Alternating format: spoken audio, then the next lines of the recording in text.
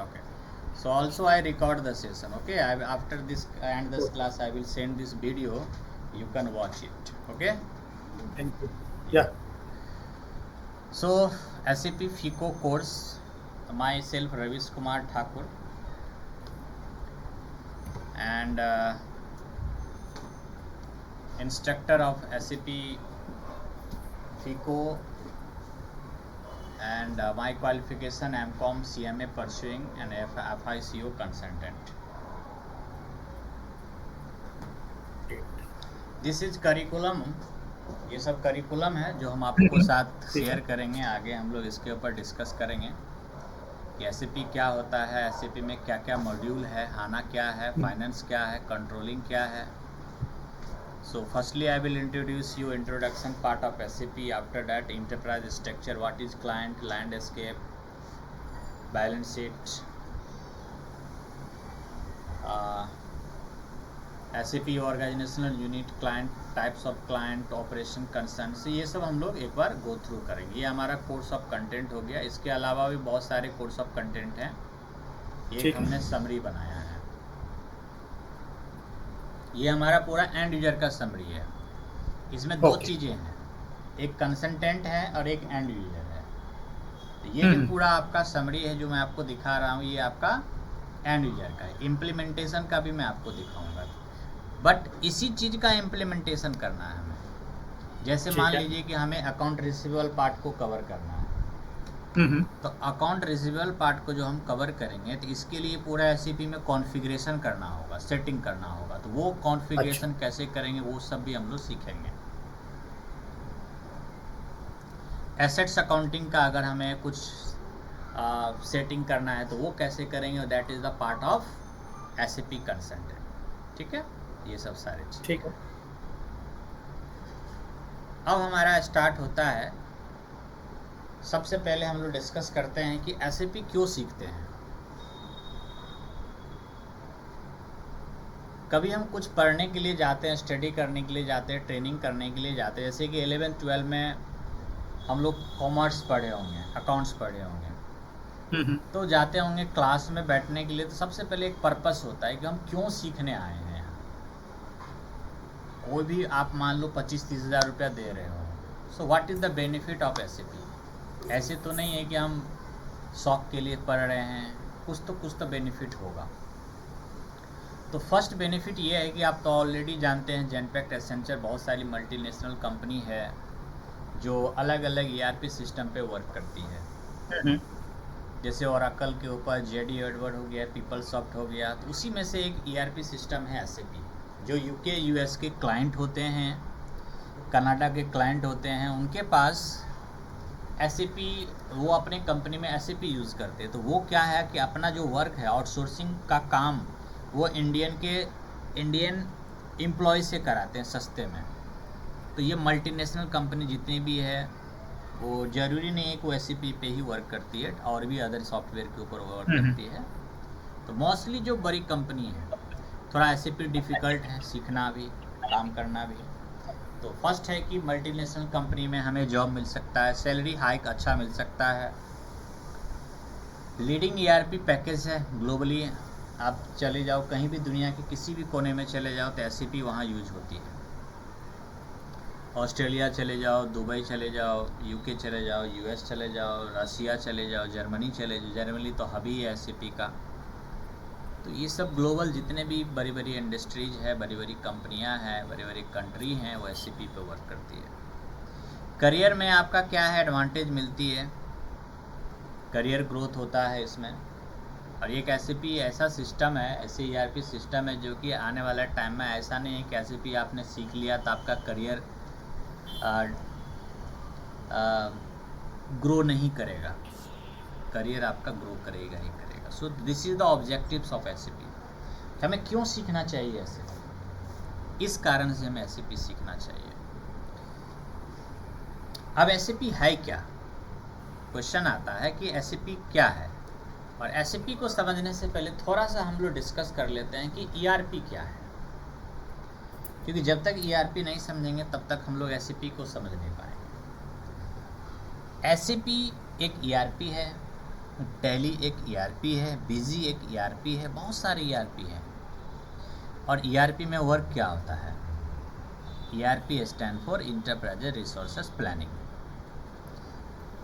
ERP में हम लोग करते हैं जो हमारे बिजनेस के एक्टिविटीज़ हैं, बिजनेस में जो फंक्शन है, चाहे वो फाइनेंस से रिलेटेड हो, चाहे वो मैन्युफैक्चरिंग से रिलेटेड हो, चाहे वो प्रोजेक्ट से रिलेटेड हो, सेल्स मार्केटिंग से रिलेटेड हो, ह्यूमन रिसोर्सेज से रिलेटेड हो, एसेट्स से रिलेटेड हो, सीआरएम से रिलेटेड हो, डेटा एनालिटिक्स से रिलेटेड हो, ये सब सभी चीज़ों का इंटीग्रेशन एक ईआरपी में होता है। So that is the combination of ERP. ERP stand for enterprises resources Resource planning. planning. Enterprises means the business. Resources is the 5M. 5M stand for man, material, machine, money, method. So this is the 5M. P for planning. तो किसी भी company में यही सब activities होती है कि एक मैन क्या करेगा। एक मैन का काम होता है मटेरियल लाना। मटेरियल कैसे आएगा? तो मनी से आएगा। अब मटेरियल को कैसे दूसरे फिनिश मटेरियल में प्रोडक्ट करना है, तो उसके लिए मेथड चाहिए। यही सब ईआरपी में, ये सब सारे जितने भी कॉम्बिनेशन हैं, जितने भी वर्क्स हैं, ये सब सभी आपका ईआरपी में रिकॉर्ड किया जाता है। तो ये ईआरपी का एक इंट्रोडक्शन हुआ। ईआरपी समझना पहले बहुत इंपॉर्टेंट है। टैली भी एक ईआरपी है, बिजी ईआरपी है, मार्ग ईआरपी है, ओरेकल भी एक तरह का ईआरपी है, डेटाबेस भी है। उसी तरह से एसएपी भी एक ईआरपी है। SAP is a ERP. SAP is the leading ERP package. Leading ERP package का मतलब होता है कि जो लीड करता है, मतलब एक लीडर होता है। जैसे कि अगर हम एग्जांपल लें, एक ग्लोबल लीडर, अमेरिका एक स्ट्रॉन्ग कंपनी है, तो ग्लोबल लीडर हम बोल सकते हैं अमेरिका के राष्ट्रपति को। उसी तरह से पूरी दुनिया में एसएपी का एक पूरा हब है, मतलब इसके कंपैरिजन में दूसरा कोई ईआरपी नहीं है, अभी स्ट्रॉन्ग ईआरपी नहीं है, इसीलिए इसे लीडिंग ईआरपी पैकेज कहा जाता है। ओरेकल, जेडीएडबल, पीपलसॉफ्ट एक लिमिटेड है, वो अपने अपने एक एरिया में अच्छा वर्क कर सकता है। सेल्सफोर्स, पीपलसॉफ्ट, जेडीएडबल, ये सब अपने एक एरिया में स्पेशलिस्ट है, लेकिन एसएपी सभी एरिया में स्पेशलिस्ट है। चाहे आप कस्टमर रिलेशनशिप मैनेजमेंट का ले लो, चाहे वो आप प्रिक्योरमेंट का ले लो, चाहे वो सप्लाई चेन मैनेजमेंट का ले लो, चाहे वो आप फाइनेंस का ले लो, चाहे आप क्वालिटी मैनेजमेंट ले लो, चाहे वो प्रोडक्शन प्लानिंग ले लो। बहुत सारे मॉड्यूल हैं और सभी तरह के वर्क्स में एसएपी लीड करता है, इसीलिए इतना इम्पोर्टेंट है और एसएपी इसलिए इतना कॉस्टली भी आती है। SAP enable an enterprise to undertaken its day-to-day by long-term activities and effective of the day the efficiency way। ये दिनों दिन अपने आप में अपडेट करता है। पहले SAP का कुछ और वर्जन था, ECC था, फिर हाना आया, हाना में भी इसके रिलीज चेंज हो रहे हैं, जो different things. Use of this package makes it's possible to track to and manage it real time. Sales, purchase, production, finance, human resources activities in enterprises, ये सब सारे एक्टिविटीज रिकॉर्ड होते हैं, ये सब सारे वर्क्स हम लोग इसमें करते हैं। इसके अलावा भी बहुत सारे हमारा वर्क होता है एसएपी में। Got it Akash? Yes, yes. Okay. Introduction of SAP का सेकंड पार्ट हम लोग अब देखेंगे कि एसएपी एक कंपनी है। इसको हम एसएपी ही बोलेंगे, सैप नहीं बोलेंगे। Okay. आप तो अच्छे से जानते होइएगा, that's called the SAP only, SAP.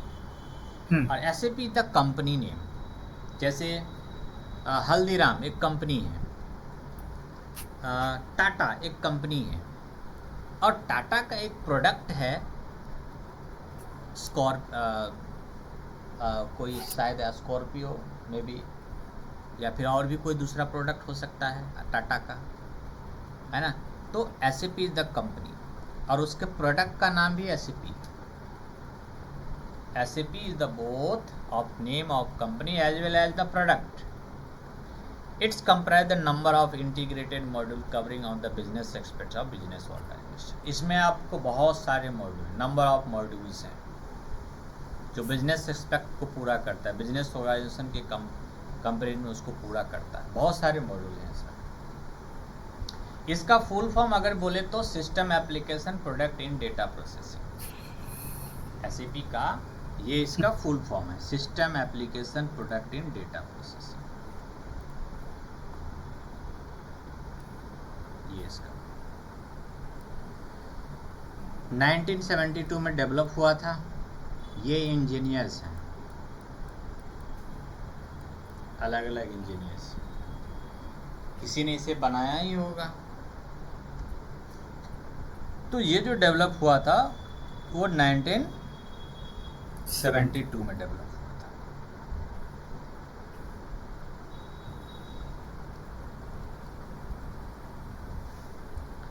अब बात करते हैं कि इसमें मॉड्यूल कौन कौन से हो सकते हैं।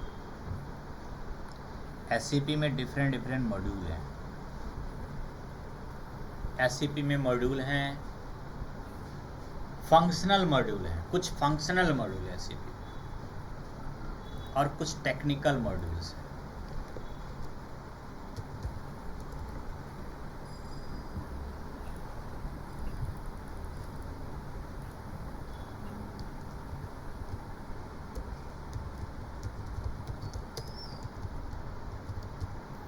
फंक्शनल मॉड्यूल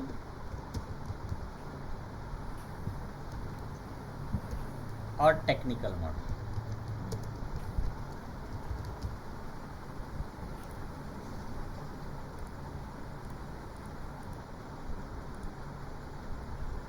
तो दो तरह के मॉड्यूल हैं। फंक्शनल मॉड्यूल हम लोग सीखेंगे, टेक्निकल मॉड्यूल हमारा पार्ट नहीं है सीखना। Okay, I will learn only functional module. Functional module में क्या क्या होता है? एसएपी फीको है, एसएपी एसडी है, एसएपी क्यूएम है, एसएपी डब्ल्यूएम है। तो हम लोग फाइको के ऊपर डिस्कस करेंगे। मीन्स कि फाइको के अलावा भी बहुत सारे मॉड्यूल हैं, MM, SD, QM, W M, PP, SCM, ये सब सारे मॉड्यूल। इससे पहले आपने बाकी सारे मॉड्यूल का नाम भी आपने सुना होगा कभी न कभी। हाँ सुना है। तो रवीश, मैं ये पूछना चाहता हूँ, आज के मार्केट में और अपकमिंग मार्केट में एसएपी का कौन सा अभी बेस्ट वर्जन है? देखिए, वर्जन पूछ रहे हैं या फिर इसके प्रोडक्ट का नाम पूछ रहे हैं? मतलब मॉड्यूल। ओके, मैं बात करता हूँ। देखिए, डिपेंड करता है कि कंपनी का काम क्या है, वर्क क्या है। अब देखो, जो मैन्युफैक्चरिंग इंडस्ट्री है, मैन्युफैक्चरिंग इंडस्ट्री का मतलब ये है कि वो प्रोडक्ट रॉ मटेरियल परचेज करती है और उस रॉ मटेरियल को बनाती है, मैन्युफैक्चरिंग करती है और फिर उसे वो सेल करती है। तो ऐसे कंडीशन में उसका फंक्शन यहाँ से स्टार्ट होता है। मैं इसके लिए उसके लिए उस कंपनी को फाइनेंस मेंटेन करने के लिए तो फीको तो रखना ही पड़ेगा, क्योंकि अगर कोई कंपनी है तो उसमें तो फाइनेंस मेंटेन होगा ही होगा। अगर कोई इंडस्ट्री है तो उसमें तो फाइनेंस मेंटेन होगा ही, उसका प्रॉफिट एंड लॉस बनेगा, बैलेंस शीट बनेगा, अकाउंटिंग होगा। अगर वो चाहती है कि मैंने को मैनेजमेंट भी मेंटेन करना है, मैंने को बजट बनाना है, मुझे प्रोडक्ट कॉस्टिंग निकालना है, तो उसके लिए सीयू चाहिए। ओके। अगर वो मैन्युफैक्चरिंग इंडस्ट्री है तो पीपी जरूर यूज करेगी, प्रोडक्शन प्लानिंग। अगर वो मैन्युफैक्चरिंग इंडस्ट्री है तो रॉ मटेरियल परचेज करेगी, वो रॉ मटेरियल से वो रॉ मटेरियल परचेज करेगी। अगर उसकी मर्जी है कि हमें क्वालिटी भी चेक करना है प्रोडक्ट का, तो क्वालिटी मैनेजमेंट भी वो मॉड्यूल यूज करेगी। उसके बाद उसे वो लास्ट में फाइनली सेल करेगा, तो एचडी मॉड्यूल भी उसे यूज करना होगा। अब इतनी बड़ी कंपनी है तो उसमें एचआर भी होगा, सैलरी वगैरह कैलकुलेशन वगैरह करना है, किसकी हायरिंग हुई, कब कौन सा ज्वाइनिंग किया, कब कौन रिटायर किया, तो उसके लिए एससीएम भी यूज करना है। और इन सब को मेंटेन करने के लिए एक एबैप होना ही चाहिए, एक बेसिस होना ही चाहिए, ठीक है। तो ये मॉड्यूल एटलीस्ट तो होना ही चाहिए मैन्युफैक्चरिंग इंडस्ट्री में। अब बात करते हैं कि आप बोले कि सर सबसे इम्पोर्टेंट कौन सा है। देखिए, फाइनेंस में सबसे ज़्यादा बंदे हायर होते हैं। अगर मान लीजिए कि अगर टोटल मिला के अगर देखा जाए अप्रॉक्स, तो SAP अगर यूज़ करती है तो मुझे ऐसा लगता है, जो मैं एंड यूजर का बात हटा देता हूँ, एंड यूजर को मैं साइड कर देता हूँ, ऑपरेशनल पार्ट जो होता है उसको साइड कर देता हूँ, मैं इम्प्लीमेंटेशन के बात करता हूँ, जो कंसल्टेंट होते हैं, तो कम से कम 2 से 3 कंसल्टेंट तो ज़रूर FI का होगा, ठीक है। उसके बाद CO का एक कंसल्टेंट काफ़ी है, PP का एक कंसल्टेंट काफ़ी है, MM का 2 कंसल्टेंट हो सकता है, QM का एक कंसल्टेंट इनफ है, SD का एक कंसल्टेंट इनफ है, इसका इनफ है, ABAP बेसिस का एक कंसल्टेंट इनफ है, ठीक है। ये चीज़ है, FI में सबसे ज़्यादा कंसल्टेंट होते हैं, इस तरह से होता है। अब जैसे कि हमारे पास जितने भी कैंडिडेट आते हैं ट्रेनिंग के लिए, उसमें जहाँ तक मेरा एक्सपीरियंस है, तो अभी तक QM, PP, warehouse management भी इसमें है, उसके इंक्वायरी नहीं के बराबर ही आते हैं। मतलब ये एक छोटा सा मॉड्यूल है, मतलब देखा जाए तो मुझे लगता है कि 10-12 घंटे का ट्रेनिंग में कंप्लीट हो जाएगा, लेकिन ये वही कर पाएगा जिसको मटेरियल मैनेजमेंट का नॉलेज है, जिसको PP का नॉलेज है। मतलब एक कोर मॉड्यूल बोल सकते हैं कि एक मॉड्यूल आपको आता है तभी आप इससे रिलेटेड दूसरा मॉड्यूल सीख सकते हो, ठीक है। लेकिन FI एक ऐसा मॉड्यूल है जिसके लिए किसी सब्सिडरी मॉड्यूल की नीड नहीं है। अगर FI आप सीखते हो तो हम आपको इंटीग्रेशन कराएंगे MM के साथ और SD के साथ, तो ये आपको थोड़ा बहुत नॉलेज हो जाएगा, ये चीज़ है।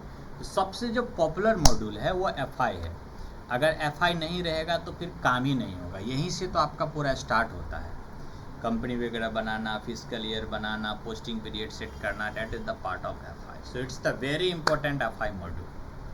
कंपनी की अब बात करता हूँ। अब जैसे देखिए, अब सर्विस प्रोवाइड करने वाली कोई कंपनी है, उसका काम मैन्युफैक्चरिंग नहीं है, तो वो क्या करेगी, ये मॉड्यूल उसका रहेगा ही नहीं। उसमें सर्विस प्रोवाइड करेगी तो प्रोडक्शन प्लानिंग क्या करेगा, कुछ तो मैन्युफैक्चरिंग कर ही नहीं रहा, उसका कुछ प्रोक्योरमेंट रॉ मटेरियल उसने परचेज ही नहीं किया। जब रॉ मटेरियल नहीं का तो उसका क्वालिटी चेक ही नहीं होगा, तो ये सब मॉड्यूल उसमें नहीं होता है। और जब कोई कंपनी SAP लेती है तो पर मॉड्यूल वाइज उसको पेमेंट करना होता है, जो भी उसका मॉड्यूल होगा मॉड्यूल वाइज उसका पेमेंट होगा, ठीक है। ठीक है, एनी क्वेश्चन? नहीं अभी तो नहीं है। ये सब सारी चीज़ें।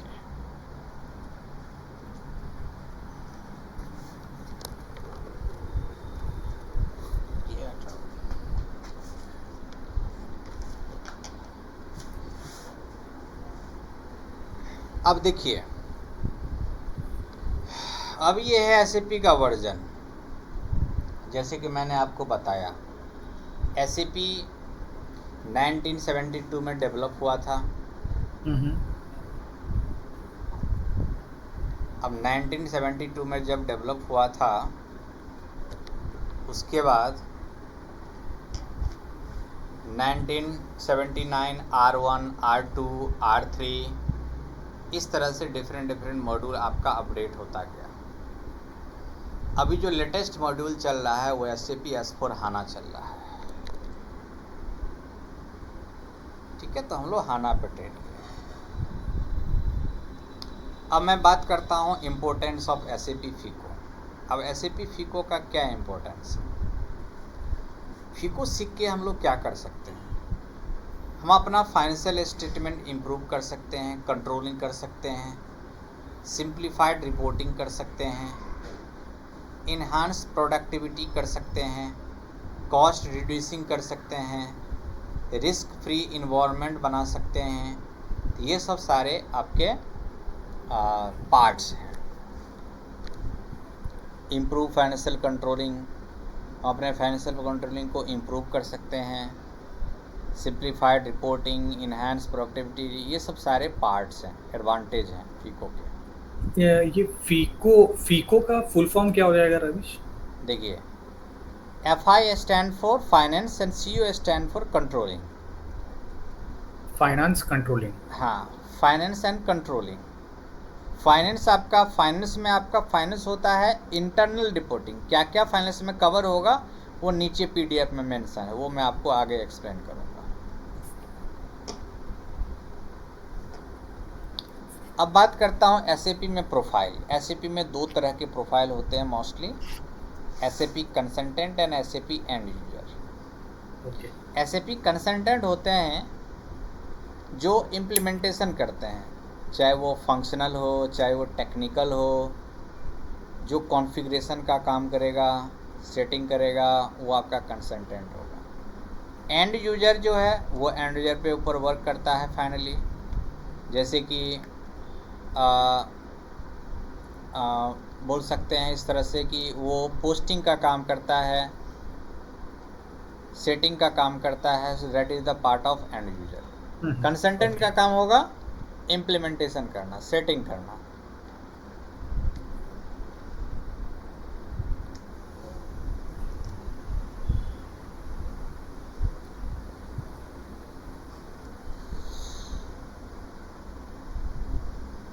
SAP में एक प्रोजेक्ट होता है, प्रोजेक्ट के ऊपर वर्क होता है। आप सुनते होइएगा कि ये रियल टाइम प्रोजेक्ट है, किस तरह से हमारा प्रोजेक्ट पे काम होगा। तो सबसे पहले एक प्रोजेक्ट बनाया जाता है, उसका बिजनेस ब्लूप्रिंट चेक किया जाता है, देन उसका रियलाइजेशन किया जाता है, देन उसका फाइनल प्रिपरेशन किया जाता है, देन उसका लाइव किया जाता है। ये सब सारी चीज़ें हैं।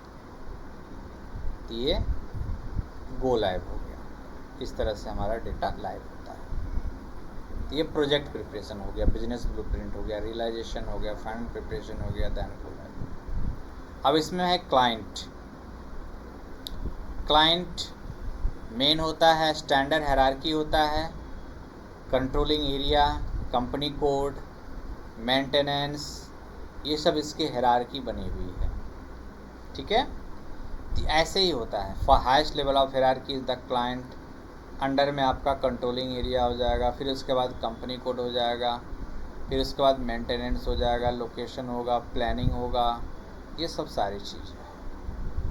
तो आपका जो प्रोजेक्ट बनता है वो इसी तरह से आपका ये पूरा प्रोसेस में जाता है, ये सब सारी प्रोसेस होता है इसमें।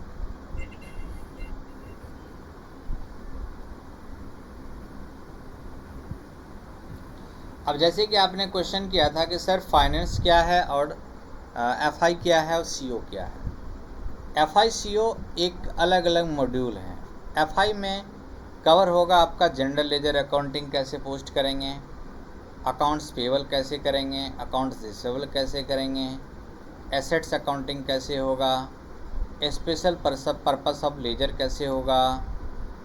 ये सब आपका पूरा आपका FI का पार्ट हो गया। CO का पार्ट जो है आपका, जिसमें कि हम लोग कॉस्ट एलिमेंट बनाना सीखेंगे, कॉस्ट सेंटर बनाना सीखेंगे, प्रॉफिट सेंटर अकाउंटिंग सीखेंगे, प्रॉफिटेबिलिटी एनालिसिस सीखेंगे।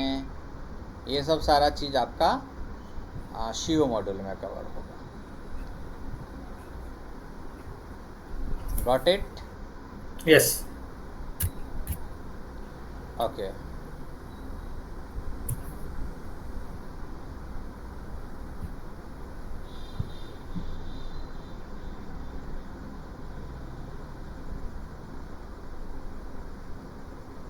अब ये छोटा सा स्क्रीनशॉट है, जब हम लोग डिस्कस करेंगे, एंट्री वगैरह सीखेंगे, तब हम लोग सीखेंगे कि ये FL क्या यूज होता है, FS00 का क्या यूज होता है, GL पोस्टिंग क्या है, ये सब सारा पार्ट है।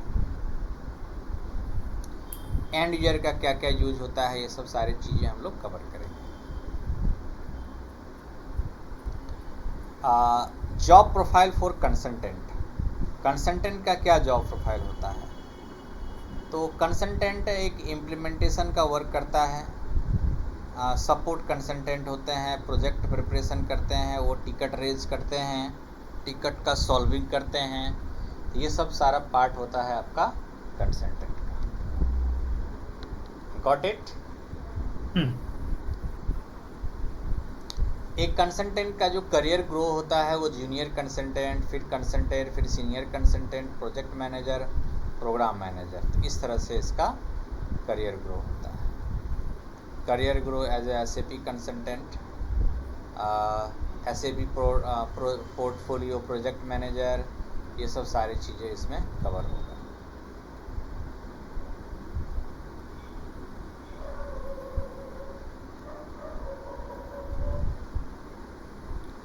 SAP इम्प्लीमेंटेशन प्रोजेक्ट, देखिए SAP में जब प्रोजेक्ट की बात करते हैं तो इस पर डिफरेंट प्रोजेक्ट होते हैं।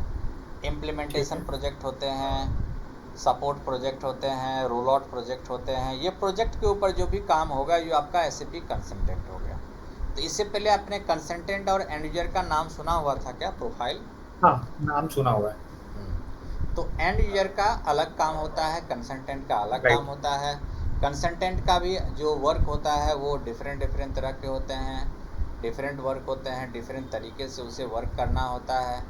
ये सब सारा पार्ट आपका कंसल्टेंट का होता है।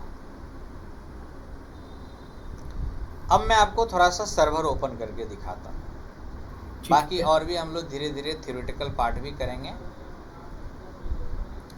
स्टडी मटेरियल है हमारे पास। एक और कैंडिडेट है जो आज ज्वाइन नहीं करी हैं, उनको मैं वीडियो शेयर कर दूंगा। देखिए एक हमारे पास जो एक होता है इस तरह का एप्लीकेशन, आपको सॉफ्टवेयर डाउनलोड करना पड़ेगा। जो आप देख SAP का, करेक्ट। आप इस पर डबल क्लिक करेंगे तो आपका सर्वर इस तरह से ओपन होगा।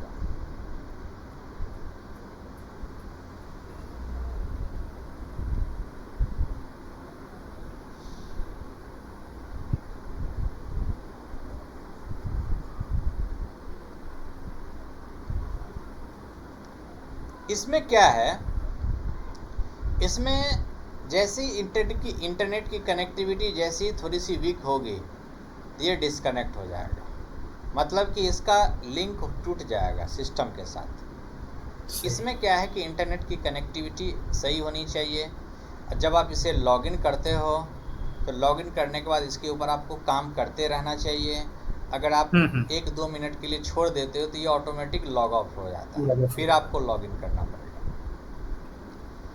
लेकिन RDP सर्वर है हमारे पास, रिमोट डेस्कटॉप। तो RDP सर्वर जो है इसके लिए हम लोग क्या करते हैं, इसमें MSTSC टाइप करते हैं, माइक्रोसॉफ्ट टर्मिनल सर्विस क्लाइंट। तो RDP सर्वर का बेनिफिट ये है कि ये लोकल नेटवर्क के ऊपर काम करता है और इसमें हम लोग अगर इंटरनेट की कनेक्शन वीक भी होती है तो ये पूरी तरह से क्लोज नहीं होता। इंटरनेट की कनेक्शन जैसी आ जाती तो फिर वहीं से वो स्टार्ट हो जाता है काम, लॉग आउट नहीं होता। ये इसमें ये बेनिफिट है। इसीलिए हम लोग क्या करते हैं, RDP सर्वर स्टूडेंट को प्रीफर करते हैं, ज़्यादा प्रॉब्लम ना हो।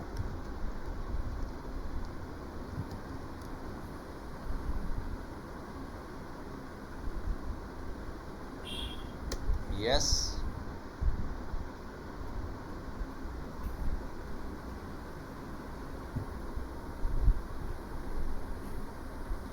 और ये ले लेंगे हम लोग SAP लॉगिन।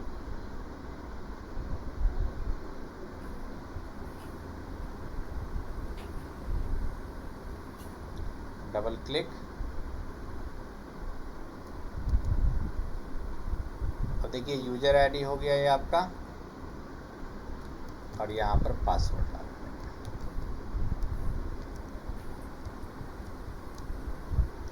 इस तरह से हमारा लॉगिन होगा।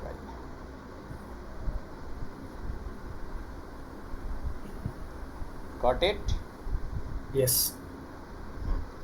ये हमारा लॉगिन हुआ और इस तरह से हमारा ये पूरा सर्वर ओपन होगा। ये हमारा फर्स्ट स्क्रीन आ जाता है SAP EG एक्सेस, जहाँ पे हम अलग अलग डिफरेंट तरह के वर्क्स को कंप्लीट करेंगे। ये डिफरेंट मॉड्यूल हैं, जैसे लॉजिस्टिक के अंदर हमें कुछ वर्क करना है, हमें फाइनेंस के अंदर वर्क करना है, इसे कमांड फील्ड बोलते हैं। यहाँ पे हम लोग T कोड इंटर करते हैं, जो भी हमारा ट्रांजैक्शन कोड होगा वो ट्रांजैक्शन कोड हम लोग यहाँ पर इंटर करेंगे। ये हमारा सेशन है। यहाँ से हम लोग न्यू सेशन ओपन करते हैं। जैसे न्यू पेज आता है उसी तरह से न्यू सेशन होगा। यहाँ आप टी कोड इंटर करेंगे तो ये जो आपका स्क्रीन है ये एंड यूजर स्क्रीन है। इसमें हम सारा पार्ट आपको क्लियर करेंगे कि किस तरह से हमें क्या वर्क करना है। और जो SAP कंसल्टेंट होते हैं वो इसके लिए SPRO यूज करते हैं, SAP project reference object inter करते हैं और यहाँ पर आता है SAP IMG और यहाँ पर हम लोग जो वर्क होगा हम लोग यहाँ पर कंप्लीट करेंगे, जैसे cross application component, enterprise structure, assignment, definition, ये सब पार्ट हम लोग इसमें कवर करेंगे। फाइनेंशियल अकाउंटिंग, ये सब पूरा एक एक करके बताया जाएगा। कॉन्फ़िगरेशन का पार्ट तो हम जो आपको बताएंगे, हमारा जो क्लास रहेगा वो इसमें कंपनी कोड बनाना, सारा सेटिंग करना, ये सब सारे पार्ट हम लोग कवर करेंगे। लेकिन उससे पहले हमारा 3-4 दिन का जो सेशन रहेगा, 3-4 क्लास का, वो एंड यूजर का रहेगा। हम लोग स्टार्ट करेंगे एंड यूजर से। ठीक है,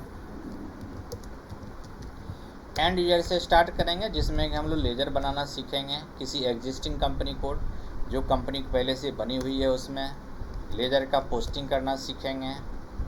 ठीक है, फिर हम लोग एक वेंडर बनाना सीखेंगे, vendor creation, vendor master data. फिर उसके बाद वेंडर का पोस्टिंग करना सीखेंगे। ठीक है, लाइन आइटम सीखेंगे।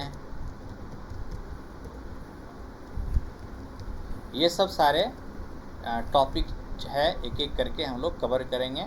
3 से 4 दिन हमारा एंड यूजर का पार्ट का स्टार्टिंग रहेगा, ताकि वो ओवरव्यू लग जाएगा कि इसका इम्प्लीमेंटेशन करना कैसे है ना। वो थोड़ा सा दिमाग में आता है कि ये लेजर बना, लेकिन इसमें हम लोग ग्रुप अपना कैसे सेटिंग करेंगे, अपना कॉन्फ़िगरेशन कैसे करेंगे। तो ये 3-4 दिन होने के बाद हम लोग कंसल्टेंट का पार्ट स्टार्ट करेंगे, क्योंकि because consultant is very important. हमें जो सीखना है वो कंसल्टेंट बेस के लिए ही सीखना है। कंसल्टेंट के साथ साथ फिर इसका टेस्टिंग किया जाएगा कि हमने ये जो कंसल्टेंट, हमने पूरा कंपनी बनाया अपने कंपनी कोड में सारा कॉन्फ़िगरेशन किया। फिर कॉन्फ़िगरेशन करने के बाद हम वो चेक करेंगे, टेस्ट करेंगे ये हमारा सब ओके है कि नहीं है। ये सब सारे हमारा कोर्स का एक करिकुलम बना रहेगा। गॉट इट मिस्टर आकाश? जी हाँ जी। या सो आकाश, आज के सेशन में हम लोग जितना डिस्कस किए हैं, जैसे कि हमने स्टार्टिंग से जो आपको बताया है, इसमें आपको कोई क्वेश्चंस है तो बताइए।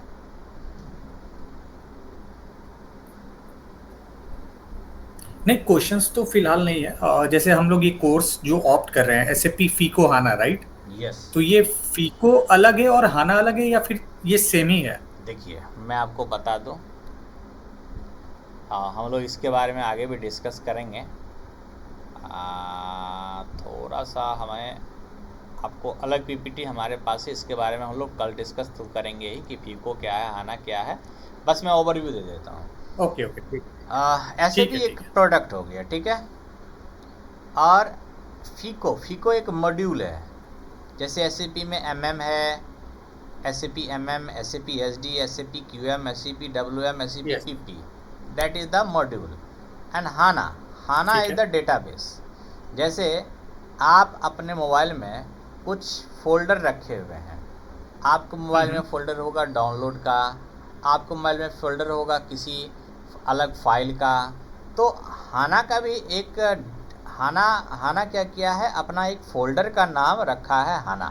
SAP ने क्या किया है, अपना एक फोल्डर का नाम रखा है HANA। तो HANA is the name of database, कि डेटा हमारा क्लाउड बेस में कहाँ पे सेव होगा, दैट इज़ द S/4HANA।